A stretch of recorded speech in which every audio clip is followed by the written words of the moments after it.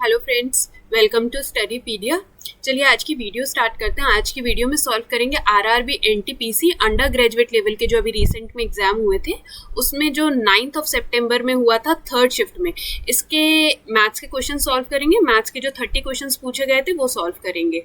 चलिए question number 1 देखते हैं। वो कह रहा है 8 वर्ष पहले पिता की आयु उसके पुत्र की आयु के 2 गुने से 11 वर्ष अधिक थी। तो देखो अभी पहले इसी का इक्वेशन बना लेते हैं। 8 वर्ष पहले की बात करी गई है, तो पिता का भी 8 वर्ष पहले और उसके बेटे का भी 8 वर्ष पहले। तो जो पिता की आयु थी वो 8 वर्ष पहले बेटे की आयु के 2 गुने से 11 अधिक थी। ठीक है, तो देखो यहाँ पे पहले एक इक्वेशन फॉर्म कर लेते हैं। f minus 8 is equals to में 2s माइनस में 16 प्लस 11। जो फादर की एक एज बन रही है वो क्या बन रही है, 2s प्लस में 3। मतलब देखो 8 यहाँ पे माइनस का है, इधर जाके प्लस हो जाएगा, देन ये माइनस 8 प्लस 11। तो ये एक इक्वेशन हमारी फॉर्म हो गई।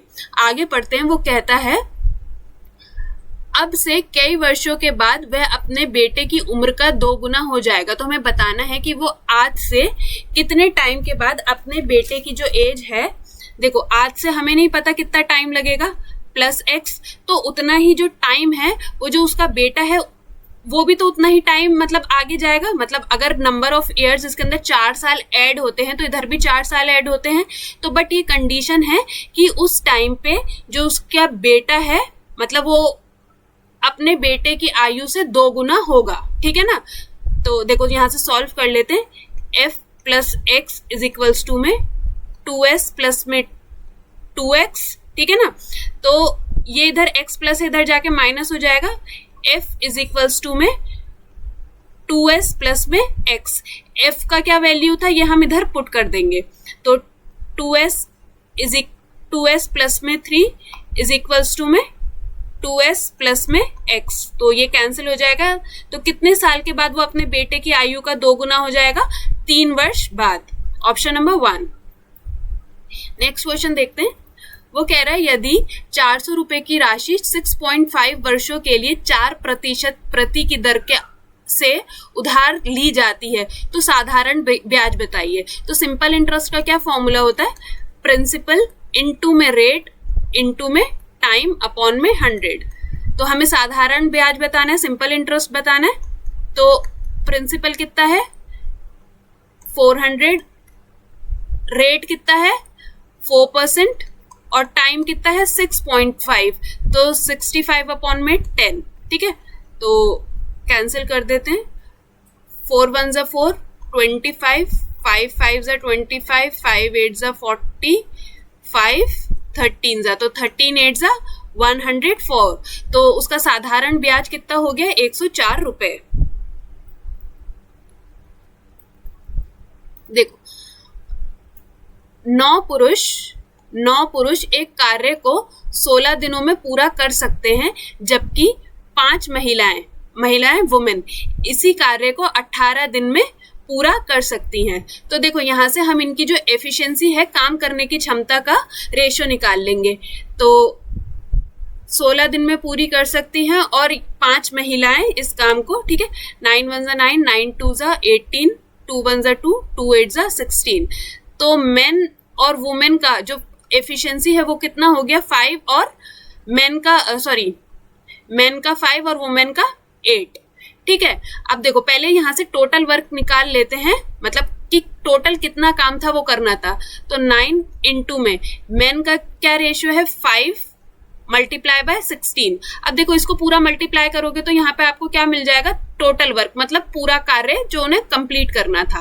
अब हमसे क्या पूछा गया है, 2 महिलाएं और 4 पुरुष।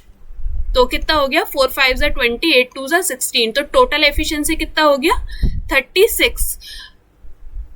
पुरुष काम को कितने दिनों में कर सकते हैं। तो देखो जब हमें टाइम निकालना हो, टाइम किसी भी सेंस में हो, चाहे वो दिन हो चाहे वो घंटे हो, कुछ भी हो, तो टाइम हम कैसे निकालते हैं, टोटल वर्क अपॉन में टोटल एफिशिएंसी। मतलब जितना देखो, जैसे उसने हमें बोला 4 पुरुष चाहिए और 2 महिलाएं चाहिए, तो उनकी टोटल एफिशिएंसी कितना हो गया 36 यूनिट। तो टोटल वर्क अपॉन में टोटल एफिशिएंसी। ठीक है, 9 4 जा 4 4 जा, तो कितना टाइम लगेगा उन्हें, 5 4 जा 20 डेज। एक शहर की वर्तमान जनसंख्या कितनी है, 15,250। ठीक है, इट इंक्रीज बाय 25%। 25% का इंक्रीज आया है, तो कितना इंक्रीज आया है, 125 का। देखो, क्योंकि कोई भी चीज अपने अंदर 100% होती है, और अगर उसके अंदर हम बोल रहे हैं 25 का क्या आया है, इंक्रीज आया है, तो नेट इंक्रीज कितने का आ गया, 125% का। और 60%, तो 160% हुई, दो बारी बढ़ी। It increase 25% and 60% in 2 successive year, but decrease, फिर उसके बाद क्या हुई, डिक्रीज हुई। तो 100 में से 57% वो डिक्रीज हो गई, तो कितना रह गया, 43% हो गई। ठीक है, तो हमसे पूछा गया है कि जनसंख्या कितनी है तीसरे वर्ष के अंत में, तो इसे कैलकुलेट कर लेंगे तो हमें पता चल जाएगा कि कितनी है। तो देखो 0 0 ये कैंसिल कर दिया, 25 5 जा 25 4 जा 4 1 जा 4 4 4 जा 16, और ये हो गया 25 5 5 जा, तो 5 3 जा 0 5 5 जा 25, तो 305 इंटू में 43। देखो इतना बड़ा कैलकुलेशन नहीं करेंगे, सिर्फ यूनिट डिजिट से पता कर लेंगे। देखो यहाँ पे सारे यूनिट डिजिट्स क्या हैं, अलग है। यहाँ 5 8 0 1, तो 5 3 जा 15, तो हमारे यूनिट डिजिट पे क्या आएगा, 5, तो ये एक ही ऑप्शन में है, 13,115। जो आखिरी वर्ष में होगी वो होगी 13,115। देखो सिंप्लीफिकेशन का क्वेश्चन है, मान ज्ञात करना है, तो इसके अंदर देखो बॉड मास का रूल लगाते हैं। बॉड मास के अंदर सबसे पहले हमें क्या हटाना होता है, ब्रैकेट। तो देखो सब कुछ ऐसे ही रहेगा, ब्रैकेट हटाते हैं, 2/5 प्लस ये अभी जो डिनोमिनेटर है 1 + 4/9, इसको सॉल्व करेंगे तो आप जब देखो वो लोगे इसका नीचे एलसीएम, तो ये हो जाएगा 9/13। ठीक है ना, तो ये 13 तो यहां रह जाएगा और 9 रेसिप्रोकल होके इससे मल्टीप्लाई हो जाएगा, 9 माइनस में 4/5। एलसीएम ले लेते हैं, 13 2 जा 26 प्लस 9 5 जा 45 माइनस 13 4 जा 52। आंसर कितना आ जाएगा, 13 5 जा 65, एलसीएम 65 आएगा, 65। तो इसको 13 से मल्टीप्लाई, हाँ ठीक है, तो आंसर कितना आ जाएगा, 19/65, ऑप्शन नंबर 1। यदि किसी निश्चित राशि पर दूसरे वर्ष के दौरान अर्जित ब्याज कितना है, 5,916 है, और उसकी ब्याज की दर कितनी है, 20% प्रतिवार्षिक चक्रवर्ती ब्याज है। चक्रवर्ती ब्याज है मतलब कंपाउंड इंटरेस्ट है। ठीक है, कंपाउंड इंटरेस्ट है, तो हमें क्या बताना है, राशि बतानी है, उसका प्रिंसिपल बताना है। तो इसका देखो फॉर्मूला क्या होता है, सेकेंड ईयर का कंपाउंड इंटरेस्ट, या आप उसे क्या बोलते हैं, चक्रवृद्धि ब्याज इज इक्वल्स टू में प्रिंसिपल इनटू में रेट इनटू में R+1। वैल्यू पुट कर देते हैं, ब्याज कितना है 5,916, प्रिंसिपल हमारे पास नहीं है, यही बताना है। राशि कितनी है, देखो रेट परसेंट नहीं लिखा हुआ, तो देखो इसका परसेंट हटा देते हैं, तो कितनी हो गई राशि 0.2 और मल्टीप्लाई बाय 1.2। अभी इसका डेसिमल हटा देते हैं, इजी रहेगा। तो कितना हो गया, 2 5 जा 10। ठीक है, और ये इधर 12 से करेंगे, इसे 12 से डायरेक्ट कर देते हैं, 12 1 जा, और ये इधर हो जाएगा 493। तो देखो राशि कितनी हो गई, प्रिंसिपल इज इक्वल्स टू में 493 मल्टीप्लाई में ये वाला 5, तो 5 3 जा और ये एक 10, तो 50। तो देखो इसको भी पूरा सॉल्व नहीं करेंगे, आप सिर्फ इसके यूनिट डिजिट से चलो। देखो 0 तो ऐसे ही आ जाएगा, 5 3 जा 15, 5 नीचे 1 कैरी। ठीक है, आप चाहो तो पूरा कर लो, बट देखो 50 सिर्फ इसी के अंदर है, बाकी 95 70 40 अगर आप यूनिट डिजिट से सॉल्व कर लेते हो तो थोड़ा आपका एग्जाम में टाइम बच जाता है। देखो एक ट्राइंगल है ABC,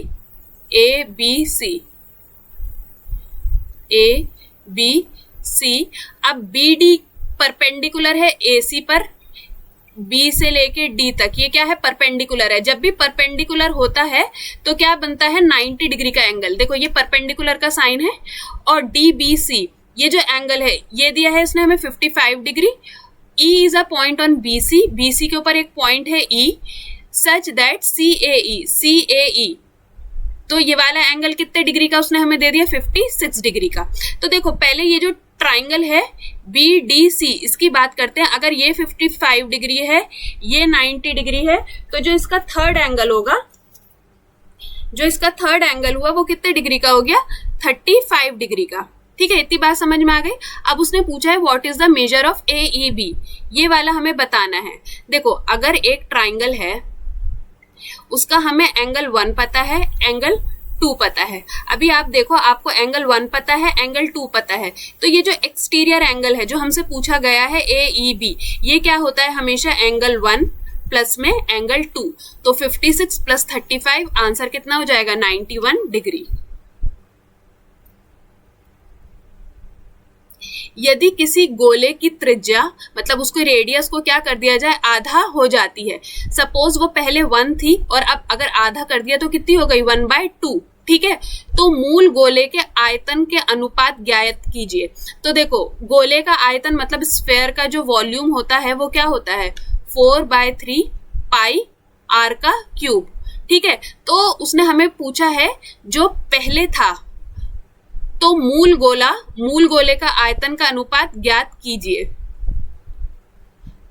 then the ratio of the volume, ratio बताना है हमें दोनों के वॉल्यूम का, ओरिजिनल स्फेयर का और न्यू स्फेयर का। तो ओरिजिनल तो देखो 1 थी उसकी रेडियस और अब कितनी हो गई 1/2। तो देखो 4/3 ये हमें बताना है ऐसे। ठीक है, ये ओरिजिनल था जो पहले था और अब जो है, तो देखो 4/3 से 4/3 कैंसिल हो जाएगा, पाई से पाई कैंसिल हो जाएगा। पहले रेडियस त्रिज्या कितनी थी 1 थी, 1 का क्यूब 1:2 में 1/2 का क्यूब कितना हो जाएगा 1/8। 8 डिनोमिनेटर में ना रह के इधर जाके क्या हो जाता है मल्टीप्लाई। जब भी रेशियो का मतलब केस होता है तो ये जो डिनोमिनेटर होता है ये इधर जाके मल्टीप्लाई हो जाता है, तो रेशियो कितना आ गया 8:1। नेक्स्ट क्वेश्चन, क्वेश्चन नंबर 9 देखते हैं। वो कह रहा है कि जिशान ट्रैवल करता है, जिशान 364 किलोमीटर, उसकी स्पीड कितनी है 91। इसे कवर करने में देखो हम निकालते जा रहे हैं, टाइम कितना लगेगा उसे 4 घंटे। फिर उसके बाद अगला 441 किस स्पीड से तय कर रहा है 63 उसका स्पीड था, तो टाइम उसे कितना लगा 7 घंटे। और अगला 648 किस स्पीड से कवर कर रहा है और टाइम कितना लगेगा उसे 8 घंटे। देखो ये तीनों क्या आ गए टाइम आ गए। उसके लिए औसत गति क्या होगी, औसत गति मतलब एवरेज स्पीड क्या होगी। एवरेज स्पीड क्या होती है टोटल डिस्टेंस अपॉन में टोटल टाइम। टोटल डिस्टेंस क्या है ये प्लस करने पड़ेंगे 364, 441 और 648, तो टोटल डिस्टेंस आपके पास हो जाएगा 1453 और टोटल टाइम ये आपको तीनों प्लस करना पड़ेगा, तो टोटल टाइम कितना हो जाएगा 19। इसे सॉल्व करेंगे आंसर आ जाएगा 76.47।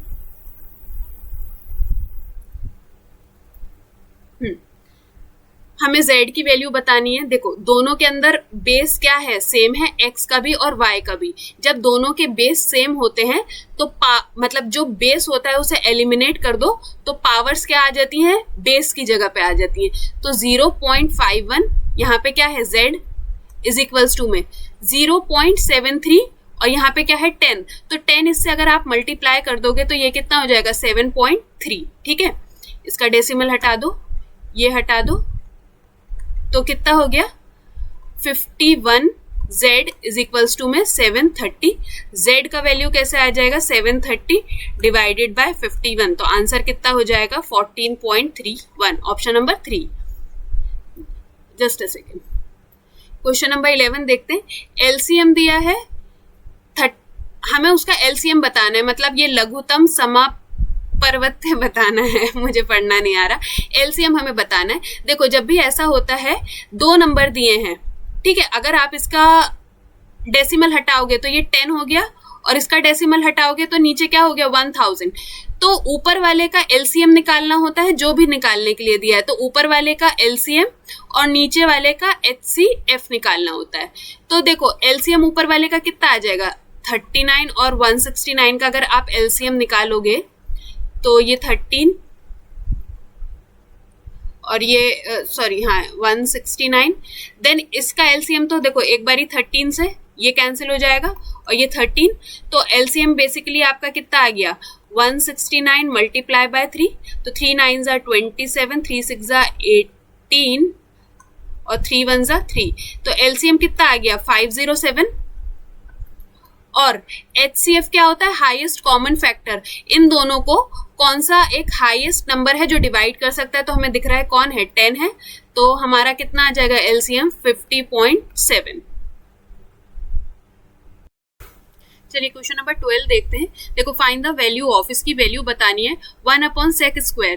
तो अगर हम कॉज होता है तो हम उसे 1/sec लिख सकते हैं, और अगर हम sec को कॉज के टर्म में लेके जाएं तो ये 1/sec² क्या हो गया कॉज स्क्वायर, प्लस में 1 प्लस कॉट स्क्वायर क्या होता है, आइडेंटिटी होती है, 1 प्लस कॉट स्क्वायर क्या होता है कॉजेक स्क्वायर, और कॉजेक स्क्वायर का अगर मैं रेसिप्रोकल करूं तो क्या हो जाएगा साइन स्क्वायर, और cause square plus sine square कितना होता है 1, तो आंसर कितना रहेगा 1, ऑप्शन नंबर 2।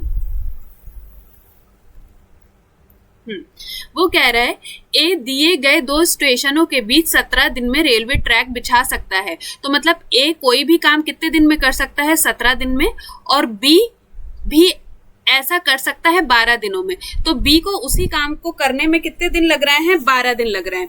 तो देखो टोटल वर्क निकाल लेते हैं, क्या लेंगे इसका एलसीएम लेंगे, तो कितना आ गया टोटल वर्क, और उनकी एफिशिएंसी कितनी हो गई, ये 12 यूनिट हो गई और ये हो गई 17 यूनिट। अब वो कह रहा है सी की मदद से उन्हें केवल 2 दिनों में काम किया, 2 दिनों में काम किया, सी की मदद से उन्होंने 2 दिनों में काम किया, और फिर हमसे क्या पूछा गया है कि सी अकेले कर सकता है कितने दिनों में। तो देखो जब भी हमें क्या दिया गया है, टाइम दिया गया है कि कितने दिनों में उसने सी की मदद से करा, तो देखो क्या होता है टोटल वर्क जितना पूरा काम है 204 प्लस में टोटल एफिशिएंसी ए प्लस बी प्लस सी का एफिशिएंसी से जब हम इसे डिवाइड करेंगे तो हमारे पास यहाँ क्या आ जाएगा, टाइम आ जाएगा कि कितना टाइम लगा। तो अभी हमें सी का एफिशिएंसी तो नहीं पता, तो अगर हम इस के अंदर हम अपनी वैल्यूज पुट कर दें तो हम यहाँ से क्या निकाल सकते हैं सी का एफिशिएंसी। तो पहले हम सी का एफिशिएंसी निकाल देते हैं, 2204 अपॉन में ये कितना एफिशिएंसी हो गया टोटल 29 प्लस में सी इज इक्वल्स टू 2, 2 दिन में करा तो 104, ठीक है ना, तो सॉरी 102, 102 इज इक्वल्स टू में 29 प्लस सी, तो सी का एफिशिएंसी हमारे पास कितना आ गया 73 यूनिट, सी का एफिशिएंसी हमारे पास 73 यूनिट आ गया। अब वो बोलता है कि ये जो काम था 204 यूनिट सी कितने दिन में कर सकता है, तो कर देते हैं 73 2 जा 146, तो कितना टाइम लगेगा 258 अपॉन में 73 डेज, ठीक है ना। मैं दिखा देती हूँ ऑप्शन आपको, ऑप्शन नंबर 4। अब हमसे क्या कहा गया है, 1000 के लिए चिन्हित वस्तु पर एक तो देखो सिंगल डिस्काउंट है 32% की छूट है, और 2 के बीच का अंतर ज्ञात कीजिए, यह मत पर 20% और 12% की क्रमित छूट है। तो देखो जब भी 2 सक्सेसिव डिस्काउंट होते हैं 20 और 12%, ये दोनों क्या है सक्सेसिव डिस्काउंट है, हमें बीच का डिफरेंस कितना बताना है, एक तो ये 32% दे रखा है, और माइनस में जो इसका इफेक्टिव डिस्काउंट आएगा, जो इफेक्टिव डिस्काउंट आएगा 12 और 20 का, जो ये 12 और 20 है सक्सेसिव डिस्काउंट है, इनका एक इफेक्टिव डिस्काउंट बनाना पड़ेगा कि कितना होता है। तो वो देखो उसका क्या फॉर्मूला होता है, a plus b minus a into b upon में 100। तो कर लेते हैं 20 प्लस में 12 माइनस में 12 इंटू में 12 अपॉन में 100। तो देखो ये इसको प्लस करोगे तो 32 माइनस में 2.4, और ये भी कितना है 32, तो इसके अंदर इन दोनों के बीच का डिफरेंस कितना है 2.4 ही तो है, ये भी 32 माइनस 2.4 और ये भी 32 माइनस 2.4। पहले मैं इसको पूरा कैलकुलेट कर लूं -24, देन इन दोनों को माइनस करोगे तो डिफरेंस कितना आ जाएगा 2.4। तो देखो हमें वैल्यू बतानी है कि कितने का डिस्काउंट है, 2.4% परसेंटेज का ये हटाया तो 100 आ गया, डेसिमल हटाएंगे तो एक और 10, तो कितने का डिस्काउंट है? 24 रुपीज। Option number 2। वो कह रहा है 23 मैचों में एक बल्लेबाज द्वारा बनाए गए औसत रन है 42, तो 23 इंटू में 42, तो टोटल रन उसके कितने होगा? 966। अगले 10 मैचों में उसी बल्लेबाज ने 16 की औसत से रन बनाए, तो टोटल रन कितने बना लिए? 160। ठीक है, तो उसने जो पूरे जो टोटल मैचेस थे 33 मैचेस, उसके अंदर टोटल रन कितने बनाए? 1126। हमसे क्या पूछा गया है? उसके औसत रन बनाए गए ज्ञात कीजिए। सभी 33 मैचों में उसने कितने औसत रन बनाए? तो टोटल रन अपॉन में 33 मैचेस, तो कितना आ जाएगा? 34.12। Option number 2। वो कह रहा है महेश ने 180 प्रति दर्जन की दर से कुछ पेन खरीदे, तो 180 के उसने कितने पेन खरीदे थे? 12 पेन। तो एक पेन उसने कितने का खरीदा? 15। उन्हें 19 प्रत्येक में बेचा गया।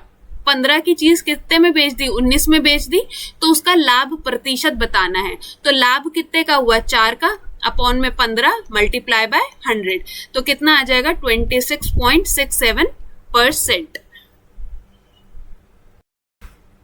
क्वेश्चन नंबर 17 देखते हैं। कह रहा है एक व्यक्ति विशाखापट्टनम से 20 किलोमीटर घंटे की गति से नागपुर जाता है और विशाखापट्टनम से नागपुर जाता है 30 किलोमीटर घंटे की गति से। मतलब देखो, एक बारी नागपुर से विशाखापट्टनम गया, फिर विशाखापट्टनम से नागपुर आया।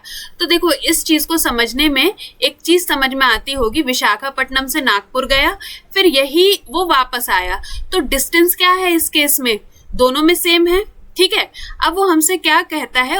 उसका औसत क्या है? पूरी यात्रा की गति क्या है? मतलब उसकी हमें what is the average speed of the entire journey, हमें उसकी औसत गति बतानी है। देखो, जब भी डिस्टेंस सेम हो तो उसका एवरेज स्पीड, औसत गति का क्या फॉर्मूला होता है? 2 इंटू में S1 इंटू में S2 अपॉन में S1 प्लस में S2। ठीक है ना, तो 2 इंटू में 20 इंटू में 30 अपॉन में 50। ठीक है ना, तो 5 4 जा, तो आंसर कितना हो जाएगा? 24 किलोमीटर पर आवर।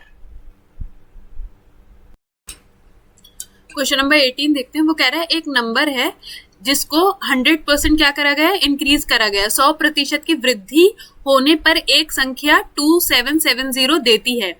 देखो, कोई भी नंबर अपने अंदर 100% होता है, ठीक है, अगर उसके अंदर 100% की वृद्धि करी गई है तो उसका फाइनल रिजल्टेंट कितना हो गया? 200%। तो 200% एक नंबर था x, उसका अगर आपने 200% करा तो आपको नंबर कितना मिला? 2770। तो हमसे क्या पूछा गया है कि वो जो संख्या थी वो कितनी थी, मतलब x का वैल्यू हमें बताना है। तो बता देते हैं, 2 1 जा 2, 2 3 जा 6, 2 8 जा 16, 2 5 जा 10, तो कितनी थी? 1385। The LCM and HCF of 2 numbers are इतना। देखो, एक फॉर्मूला होता है LCM इंटू में HCF इज इक्वल्स टू में first number multiply by second number, पहली संख्या मल्टीप्लाई में सेकेंड संख्या। तो देखो, LCM और HCF हमें दे रखा है 3 इंटू 1170 और उसने दिया है 1 ऑफ द नंबर। ठीक है ना, इनमें से एक संख्या 130 है, तो दूसरी ज्ञात कीजिए। तो सेकंड नंबर हमने निकालना है, कर लेते हैं कैंसिल, सॉरी 0 से 0, 13 से 13 1 जा 13, तो सेकंड नंबर, सेकंड जो दूसरी जो संख्या है वो कितनी आ गई? 117। देखो, सिंप्लीफिकेशन का क्वेश्चन था, ये 3 जो है वो पूरे ब्रैकेट से मल्टीप्लाई होगा, तो फर्स्ट केस में तो ये डिनोमिनेटर वाला 3 कैंसिल हो जाएगा 3 से, तो 6x का स्क्वायर माइनस 3 3 जा 9, 69x प्लस में 18 3 जा 54, और इसमें माइनस 6x स्क्वायर होगा, तो minus 6x square plus minus minus 6 4 जा 24x माइनस माइनस प्लस, तो 16 5 जा 15 6 जा 90। ये इससे कैंसिल हो जाएगा, तो आंसर आपका कितना हो जाएगा, माइनस का 93x प्लस का 144। ये -69 -24 माइनस माइनस प्लस होता है और साइन किसका आता है, बड़े नंबर का। हमें 3000 की सूची मूल्य और 25% की छूट दर वाले उत्पाद पर क्या छूट है, हमें छूट बतानी है, कितने अमाउंट की छूट हुई है। का 25% कर देंगे, कितना हो जाएगा, 25 3 जा 75 750, ऑप्शन नंबर 3। देखो, अमन और पवन मिलकर एक व्यवसाय में 62,800 का निवेश करते हैं। तो निवेश क्या होता है हमारा, कैपिटल। ठीक है, निवेश क्या होता है हमारा, कैपिटल। कैपिटल इनटू में टाइम, कैपिटल इनटू में टाइम किसके बराबर में होता है, प्रॉफिट। जो कैपिटल और टाइम का मतलब capital into time is equals to profit, ये क्या होता है, रेशियो। रेशियो मतलब अनुपात, ठीक है ना। तो कैपिटल और टाइम का जो इन्वेस्टमेंट का रेशियो है वो किसके रेशियो के बराबर में होता है, प्रॉफिट के। तो कैपिटल कितना था और वर्ष के अंत में बाहर से 11,600 का कुल लाभ हुआ, ठीक है ना। इतने का टोटल प्रॉफिट हुआ। हमें देखो प्रॉफिट दे दिया है, कितना है हुआ है, 11,600 का प्रॉफिट हुआ है। पवन का शेयर 2,900 था, के बीच का क्या अंतर का निवेश है। तो हमें बेसिकली क्या बताना है, what is the difference between their investment. Total investment कितना था, 62,800। At the end of 1 year, एक साल के बाद जो टोटल प्रॉफिट था वो कितना हुआ, 1160, और उसके अंदर से जो था पवन का शेयर वो है 2,900। तो हमें बताना है what is the difference between their investment, दोनों का कैपिटल का डिफरेंस कितना है। तो देखो, अब हमें जो है पवन का शेयर दे रखा है, तो अब हम वहीं से स्टार्ट करते हैं। तो टोटल प्रॉफिट हमारे पास कितना है, 11,600 अपॉन में क्या होता है, उनका प्रॉफिट शेयरिंग रेशियो, मतलब प्रॉफिट शेयरिंग रेशियो ऑफ अमन और प्रॉफिट शेयरिंग रेशियो ऑफ अमन, मतलब पवन और अमन मल्टीप्लाई बाय, हमें किसका शेयर दे रखा है, पवन का। तो multiply by Pawan is equals to में 2900, ऐसे ही करके आया होगा। तो इसको मल्टीप्लाई कर लेते हैं, इक्वेशन बन जाएगी यहाँ पे 11,600 P इज इक्वल्स टू में 29P प्लस में 29A, ये इधर जाके माइनस हो जाएगा, ठीक है। तो माइनस करके कितना हो जाएगा, ये 87P इज इक्वल्स टू में 29A, ठीक है। कैंसिल कर देते हैं, 27 1 जा 27 3 जा। तो पवन और अमन का जो प्रॉफिट शेयरिंग रेशियो या कैपिटल शेयरिंग रेशियो है वो कितना है, 1:3, ठीक है। इनका जो प्रॉफिट और कैपिटल शेयरिंग रेशियो आ गया वो हमारे पास आ गया 1:3। और हमें क्या बताना है, what is the difference between their investment. तो देखो टोटल इन्वेस्टमेंट कितना है, 62,800, पूरा निवेश इतना है, अपॉन में दोनों का मतलब इसका सम आएगा 4, और हमें इसका डिफरेंस बताना है। तो डिफरेंस कितना है, 2, ठीक है। इसको पूरे को सॉल्व कर दो, 2 1 जा 2, 2 2 जा 4, 2 3 जा 1 जा 2 4 जा, तो कितना आ गया डिफरेंस उनके दोनों के कैपिटल शेयरिंग में, 31,400 रुपीज। देखो, the product of 2 consecutive natural number is 306, क्रमगत प्राकृतिक संख्याएं। तो ये कौन सी संख्याएं होती हैं, जो एक के बाद एक आती है, जैसे 2 के बाद 3 आता है, 4 के बाद 5 आता है, ऐसी दो संख्याओं का गुणनफल कितना है, 206। तो दोनों संख्याएं हमें बतानी है। तो दो संख्याओं में बड़ी कौन सी है, तो 306, इसको कर देते हैं मल्टीप्लाई। अगर मैं इसे 2 से डिवाइड कर दूं, 2 1 जा 2, 2 5 जा 10, 2 3 जा, और ये कितना हो जाएगा 3। 2 मतलब हमने किससे करा है, 2 से करा है। देन हम इसको किससे कर देंगे, इसको अगर हमने 9 से करा तो ये तो 9 2 जा 18 हो जाएगा, मतलब ये डिवाइड होगा और इधर 9 मल्टीप्लाई हो जाएगा। तो ये दूसरा वाला कितना हो जाएगा, 17। तो ठीक है, क्रमगत आ गई, कॉन्जिक्यूटिव आ गई 17 और 18, और तो बड़ी संख्या इसमें कौन सी है, 18। नेक्स्ट क्वेश्चन देखते हैं।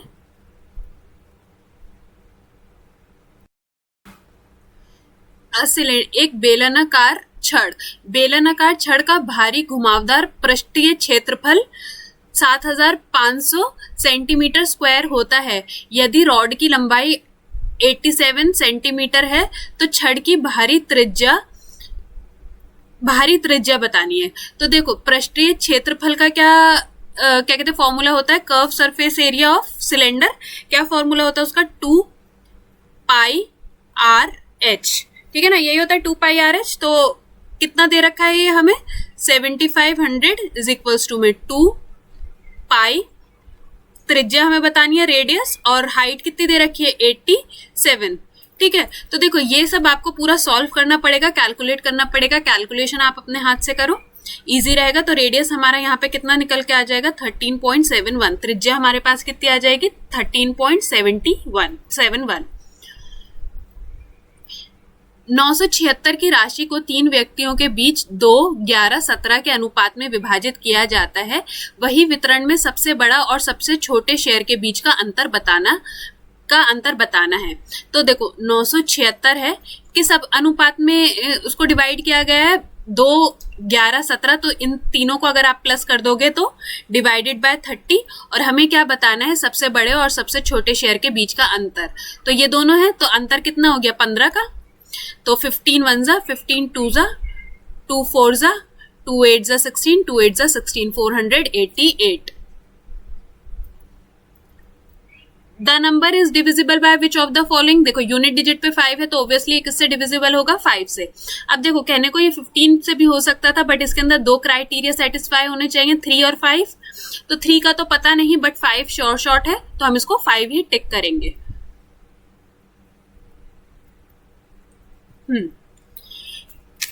फर्नीचर की 3 वस्तुओं का औसत कीमत है 16,035। तो देखो कुल कीमत निकाल लेंगे, 3 फर्नीचर का औसत था तो 3 इंटू में कितना है औसत 16,035 रुपए।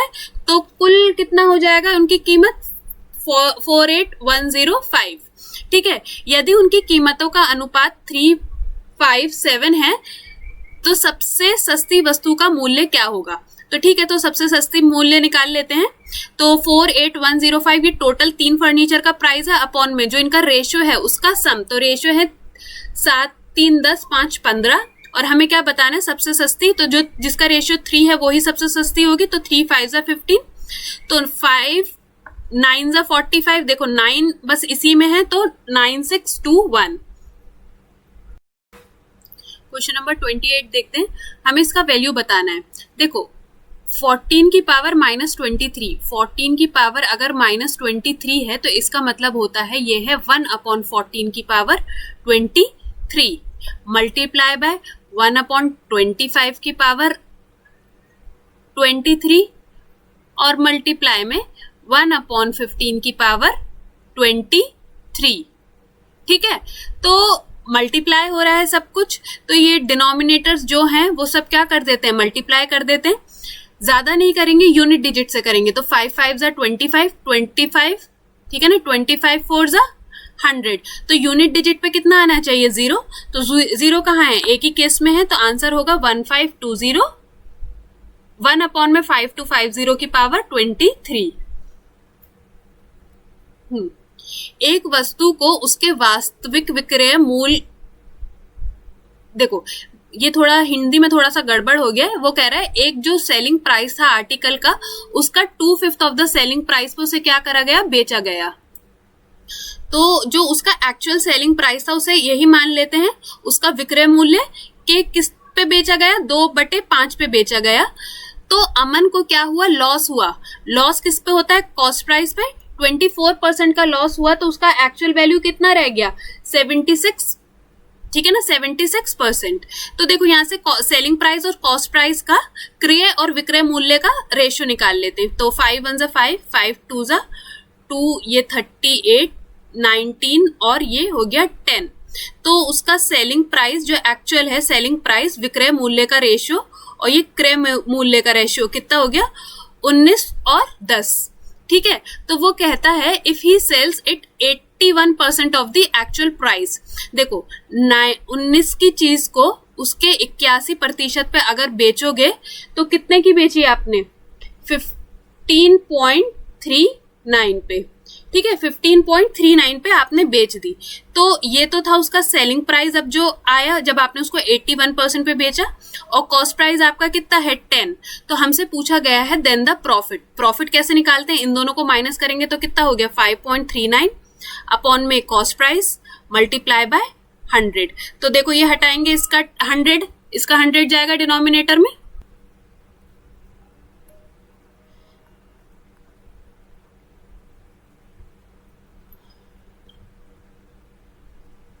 ठीक है, तो 100 से 100 कैंसिल हो जाएगा। तो फाइनल आपको कितने का प्रॉफिट हुआ 53.9% का।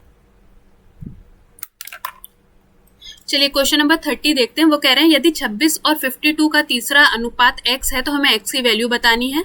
तो 26 अपॉन में 52 इज इक्वल्स टू 52 अपॉन में x। 13 से कैंसिल कर देते हैं, 13 2 जा 13 4 जा 2 2 जा 4 2 6 जा 12, तो 26 4 जा 104, ठीक है। तो आज की वीडियो में हमने पूरे 30 क्वेश्चन सॉल्व कर लिए हैं। होप ये वीडियो आपके लिए हेल्पफुल रहेगी, और वीडियो अच्छा लगा हो तो सब्सक्राइब जरूर करिएगा।